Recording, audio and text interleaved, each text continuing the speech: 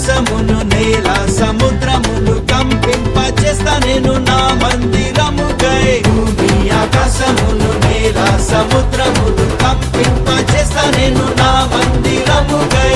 వెండి నాది, బంగారం కూడా నాది, సర్వజనముల ఐశ్వర్యమంతా నాది.